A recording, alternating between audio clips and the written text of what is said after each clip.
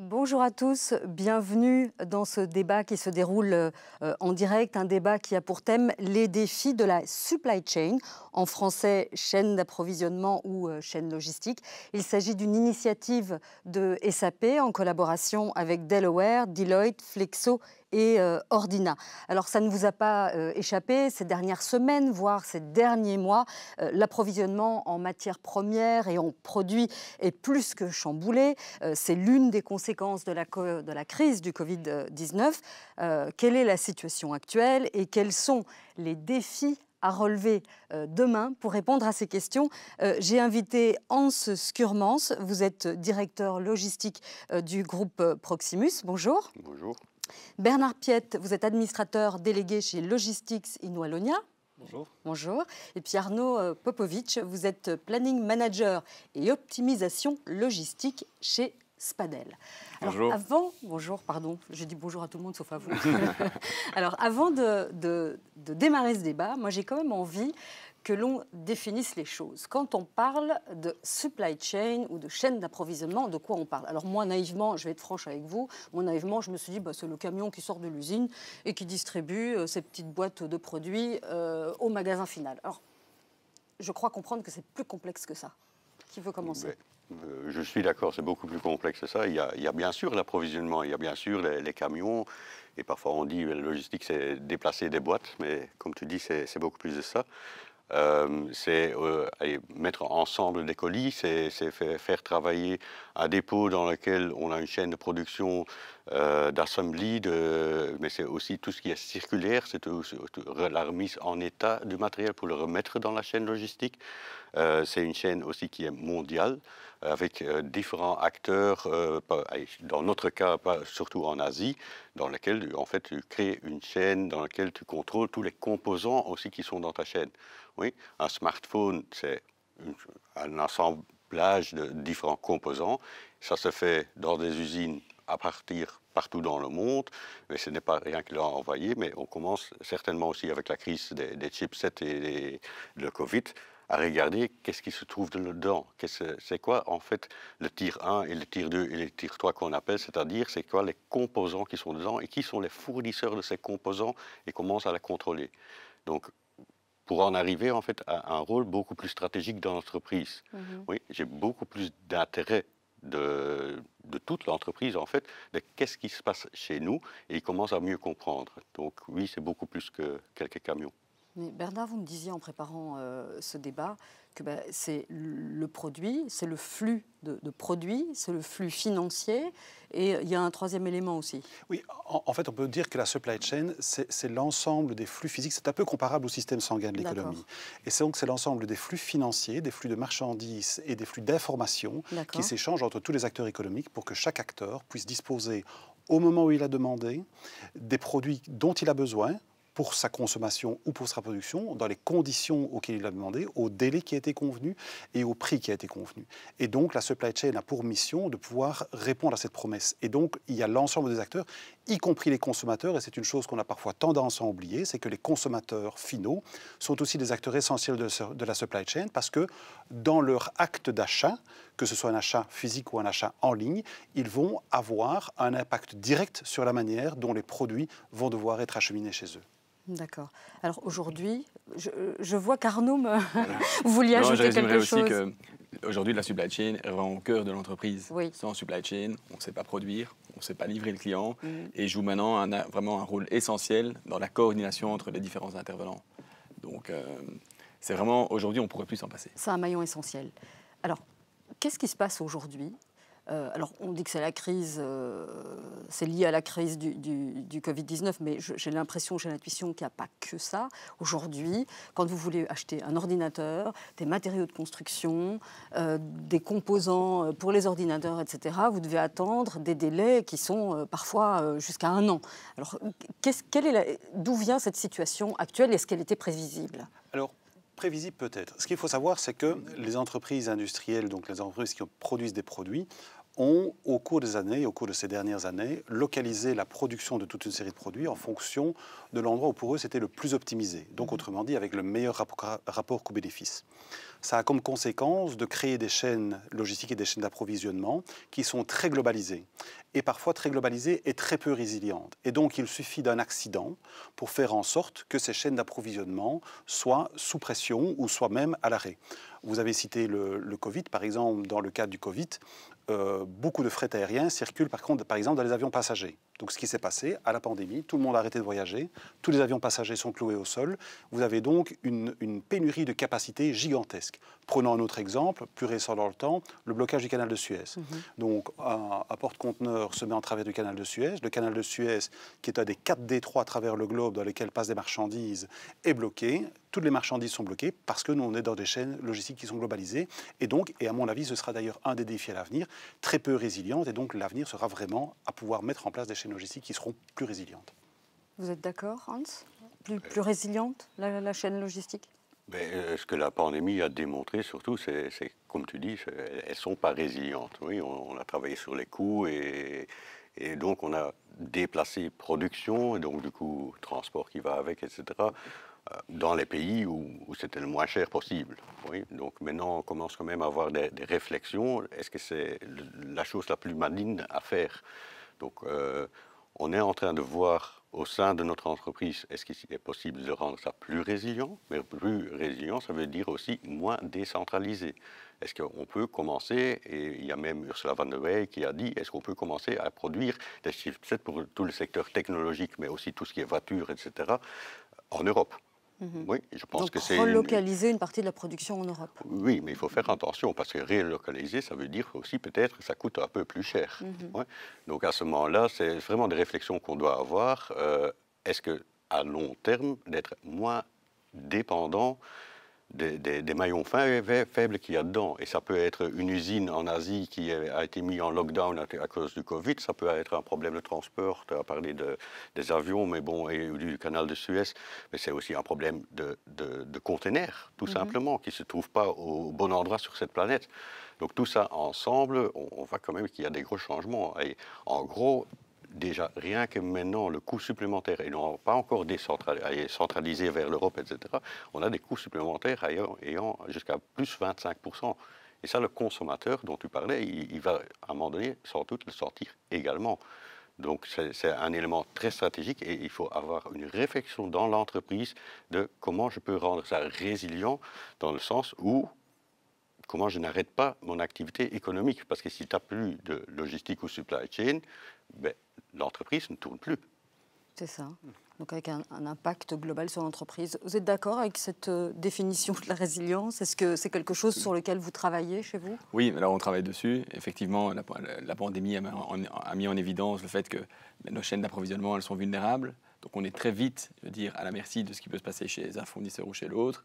Et donc, le besoin s'est très vite ressenti d'avoir une situation un peu globale et de savoir où en sont les approvisionnements de mes matières premières. Quelle est la situation chez mes fournisseurs? Je vais dire, hier, on regardait uniquement la situation de notre fournisseur et comment est-ce qu'on allait livrer nos clients. Aujourd'hui, on regarde la situation de notre fournisseur, mais aussi du fournisseur de notre fournisseur, pour pouvoir essayer d'anticiper et vraiment continuer à maintenir l'activité malgré ce qui se passe sur le marché. Du côté de chez Spadel, on a des fournisseurs un peu plus locaux.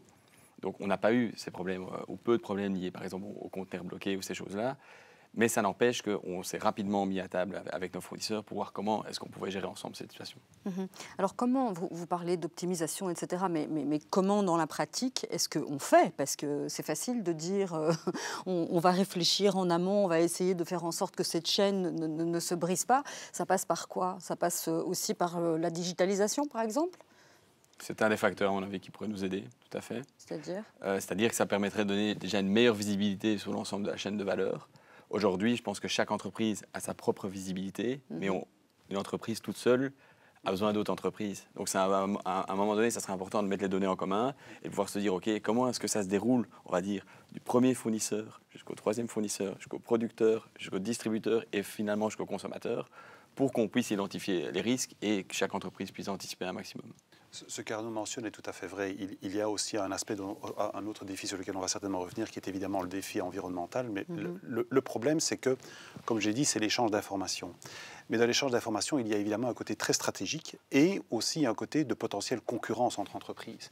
Et donc la grosse difficulté, c'est pour les entreprises concurrentes, c'est de les faire travailler ensemble, parce que si elles combinent leurs flux, si elles ont des flux qui sont plus massifs, à l'unité transportée, l'impact environnemental est moindre. C'est facile à comprendre. Si on a un camion qui est rempli à moitié, il consommera presque autant qu'un camion qui est rempli complètement. Mais si on peut combiner des flux, et grâce à la digitalisation, grâce à l'échange d'informations, grâce à la mutualisation de ces informations-là, on pourra alors avoir un impact environnemental qui sera beaucoup moindre.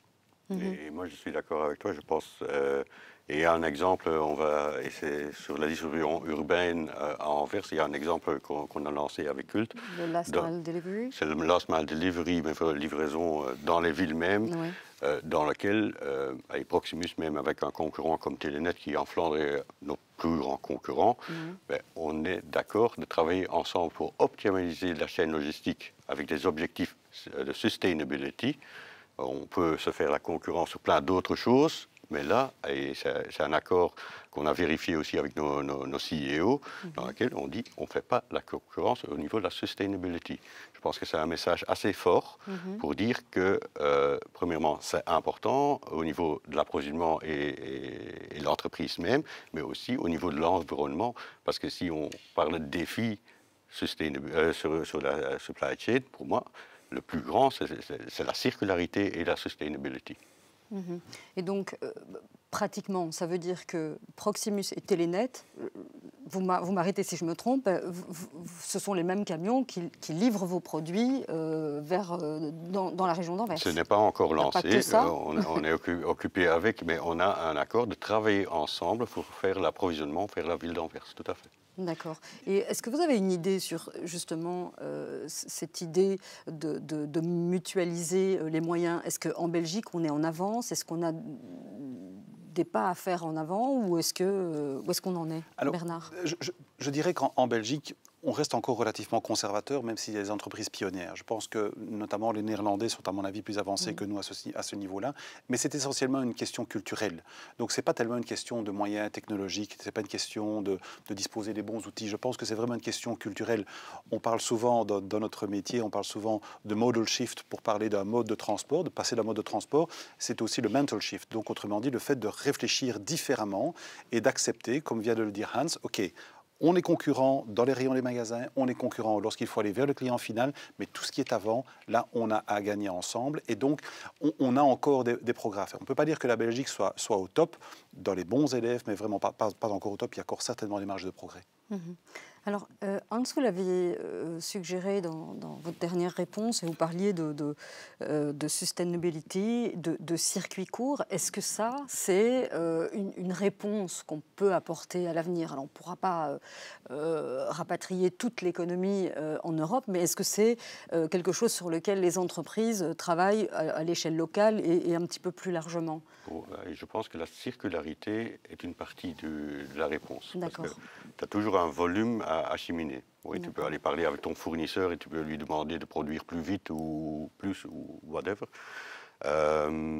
Mais au niveau de la circularité, donc, on a une stratégie de rapatrier tout ce qui est modem et décodeur, donc tout le matériel qui se trouve chez les clients résidentiels. Tout ce matériel qui revient, et ça m'aide à gérer la crise de la pandémie, parce que ça me donne un volume supplémentaire que je peux redistribuer. Mais plus que 90% de tout le matériel qui nous revient dans cette gamme de produits-là, elle est remise dans le marché. Oui, donc on a vraiment une chaîne de circularité qu'on fait dans nos dépôts en Belgique, et ça donne quand même un certain volume qui, s'il y a des trous dans la chaîne d'approvisionnement, qui m'aident vraiment. Très bien.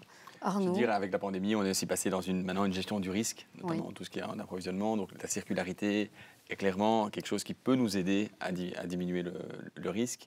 En ce qui concerne, je pense, la durabilité, ça doit être dans l'ADN de chaque entreprise. Et je ne vois pas aujourd'hui une entreprise durer dans le temps si elle ne devient pas durable. Donc, alors, j'ajouterais que la circularité, vous avez parlé des circuits courts, c'est une partie des solutions. C'est-à-dire, pour diminuer l'impact environnemental de la supply chain, il y a un panel assez large de solutions. La circularité en est une, Mais le bottom line, toujours ce qui va déterminer un moment ou un autre, pour un consommateur, ce sera le coût de son produit. Oui. Donc autrement dit, avoir un produit qui est livré par les circuits courts, mais qui pour toute une série de raisons XY sera 25% plus cher, le consommateur ne sera pas forcément prêt. Donc, pour vraiment améliorer cet impact environnemental, donc le diminuer drastiquement, puisqu'en plus, les émissions de CO2 liées au transport sont encore les seules qui augmentent, hein, donc elles représentent plus ou moins 25% des émissions de CO2, mais ce sont les seules qui augmentent. Il faudra vraiment un panel de solutions relativement complet. Est-ce que vous avez implémenté, vous, des solutions récemment ? Tu veux dire les solutions au niveau... C'est-à-dire pour faire prendre conscience au consommateur final que s'il paye son produit un certain prix, c'est peut-être parce qu'il vient d'un peu plus loin, parce qu'il y a une empreinte carbone, etc. Est-ce qu'il y a des réflexions aujourd'hui ou pas ? Ce que nous, on a déjà implémenté maintenant, et c'est sur le site de Proximus, le e-commerce de Proximus, c'est que dans le last mile delivery, tu as la livraison à la maison, mais tu as la livraison via pick-up point, etc. Et là, un coût CO2 qui est plus grand que l'autre. Là, déjà, on a mis en avant que le pick-up point, c'est la solution verte. Oui. Mais on veut aller beaucoup plus loin. En fait, je veux montrer au consommateur le choix qu'il fait au niveau du délai de livraison, la façon de livrer, etc. C'est quoi son empreinte CO2 ? Et donc, à un moment donné, et ça, c'est des calculs qu'on a faits, qui sont encore en interne, mais je veux le rendre visible sur le site web, comme quoi le consommateur, il devient conscient de son choix, parce qu'aujourd'hui, il ne le voit pas. Hein, aujourd'hui, l'e-commerce, tout est le plus rapide possible et le moins cher possible. Mais ça a une fin également. Hein. Donc, que le consommateur soit finalement acteur également, partie prenante. Il est acteur à 100%. Oui. Du côté de chez Spadel, on communique énormément sur toutes les actions qu'on met en place pour être carbone neutre. D'un point de vue logistique aussi, on a passé le programme Lean and Green il y a 3-4 ans, qui nous a fait diminuer de 20% nos émissions de CO2. Mais je pense qu'il est essentiel aussi de bien mesurer quelle est aujourd'hui notre empreinte carbone, quelles sont les grandes activités en logistique qu'on peut, quelles sont les grandes activités en logistique qui consomment du CO2 et comment est-ce qu'on peut les réduire et ensuite mettre un plan d'action. Donc ça, c'est la première étape. Et je pense que la deuxième étape, c'est inclure ce facteur CO2 dans nos prises de décision. Quand on organise un transport, quand on discute avec un fournisseur ou quand aussi on planifie une production, aujourd'hui on pense beaucoup rentabilité, taux de service. Demain, ce sera rentabilité, taux de service, mais aussi émissions CO2.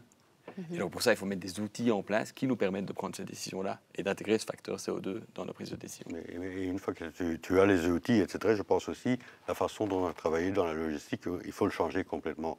Donc aujourd'hui, chaque société, Spadel, Proximus, on a nos dépôts et pas nos camions, mais quelqu'un qui roule pour nous, etc. Moi, je suis plutôt dans le partage des assets. C'est-à-dire que mon dépôt, je voudrais l'ouvrir aussi à d'autres acteurs pour pouvoir faire cette consolidation. Et donc, ne plus avoir un contrat unique avec un transporteur qui fait mes transports de palettes, par exemple, mais de juste dire, non, j'ouvre tout, et donc je prends en fait le camion le plus vert, qui est le plus proche de chez moi, et qui va avoir un impact de CO2 le moins. Mais ça veut dire que je ne travaille plus avec une société, je travaille avec plein de sociétés potentielles. C'est ce qu'on appelle dans le jargon le physical internet, oui, mais c'est vraiment un réseau qui se met à disposition pour diminuer les impacts CO2. Et l'exemple que l'on entend ici est vraiment intéressant parce que ça montre aussi que des entreprises telles que Proximus ou telles que Spadel, chacune dans leur sphère, ont aussi un effet d'entraînement. C'est-à-dire que, comme vient de le dire Hans, ils n'ont pas de leur propre camion, mais ils ont des sous-traitants qui travaillent pour eux. Donc le fait d'avoir une volonté, d'avoir une politique verte, fait aussi en sorte que leurs sous-traitants, et donc notamment essentiellement parfois les entreprises de transport, elles aussi se mettent dans cette démarche verte. Donc ça a un effet d'entraînement et donc un effet vertueux aussi sur la diminution de l'impact carbone de l'ensemble de l'activité. Très intéressant. J'avais envie, parce qu'il est déjà 13h04, j'avais envie qu'on aborde la question. Donc on a compris que la digitalisation était importante dans tout ce processus, puisqu'on ne travaille plus avec des tableaux Excel pour gérer sa logistique, et avec un risque, ce sont les cyberattaques dont on entend régulièrement parler. Alors ça, j'imagine que c'est aussi un risque dont on doit tenir compte à côté de tout un tas d'autres. Et je vois que Arnaud opine du chef. C'est vraiment, je pense que ça va être aussi un des prochains grands défis en supply chain, et pour l'ensemble des entreprises, c'est de s'assurer qu'on puisse continuer à fonctionner malgré une cyberattaque. Donc, de notre côté, on travaille beaucoup sur tout ce qui est la partie prévention. On vraiment commencé à discuter avec nos fournisseurs pour les sensibiliser sur des possibles cyberattaques et quel plan ils vont mettre en place. Et ensuite vient avec l'aspect vraiment protection, comment est-ce que vous pouvez garder un plan de continuation des opérations si vous avez été attaqué, pour que nous, on puisse continuer à produire et continuer à servir le client. Donc ça sera un grand défi des prochaines années. Mais vous en êtes où aujourd'hui? Est-ce que c'est on y réfléchit ou est-ce qu'on a vraiment mis des choses en place? Parce que je veux dire, des cyberattaques, on en entend parler oui. tout le temps. On a un groupe de travail qui depuis plusieurs mois est très actif sur le sujet et donc qui identifie quelles sont les actions à mettre en place dans les années à venir. Et c'est vrai que c'est critique puisque tout le monde sait dans notre domaine d'activité que par exemple TNT a été victime d'une très grosse cyberattaque l'année passée, mais ça les a mis à terre, au sens strict du terme, puisque c'est une entreprise de transport aérien, ça les a mis à terre pendant des semaines, si pas des mois.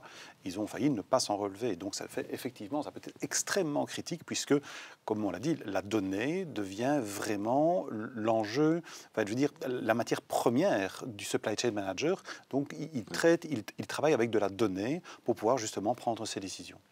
Mais c'est aussi un peu un des effets pervers de la digitalisation. On est de plus en plus data-driven, donc concentré à récolter des données, à analyser des données, à les mettre dans des systèmes. Mais le jour où on n'a plus accès au système, on est un peu démunis. Donc il faut se préparer au cas où on n'aura plus accès à nos systèmes. Alors se préparer comment? De se dire plan B, on retravaille avec du papier, un crayon ou Ça peut être des initiatives, oui. Recommencer à travailler simplement, se poser la question comment est-ce qu'on doit communiquer en entreprise pour s'assurer que les grandes actions continuent, les grandes activités continuent à se déployer. C'est aussi bien définir les priorités. Donc sur quoi est-ce que je vais travailler, sur qu'est-ce que je vais produire, comment est-ce que je vais communiquer avec mes clients. Donc c'est vraiment un plan transversal qui concerne tous les intervenants de l'entreprise.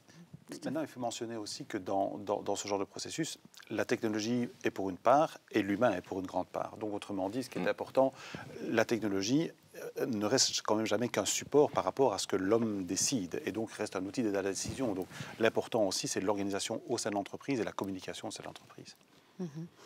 Il me vient aussi une idée. On a beaucoup parlé des transports par drone, de déplacer les camions sur le rail. Est-ce que ce sont des fantasmes ou est-ce qu'on va pouvoir implémenter toutes ces choses ou ce sont des choses qui sont finalement complémentaires?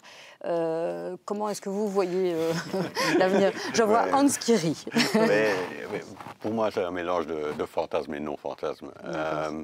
Ce qu'on voit très bien, et tu as mentionné le canal de Suez, on a commencé aussi avec une vision de sustainability, moins de CO2, etc., à avoir du fret qui vient de l'Asie en train. Ouais, c'est relativement facile à faire. Au niveau des coûts, c'est sous contrôle, donc c'est assez faisable. Si tu parles de drones, je suis un peu plus sceptique, pour être honnête. On parle de drones dans le last mile delivery. Moi, je ne vois pas une grande ville comme Bruxelles, ou Liège ou Anvers, avec plein de drones, avec des colis qui vont être livrés à gauche, à droite. J'y crois pas trop personnellement. Est-ce qu'il y a peut-être des solutions dans le secteur médical pour des trucs très urgents? Ça, j'y crois déjà un peu plus.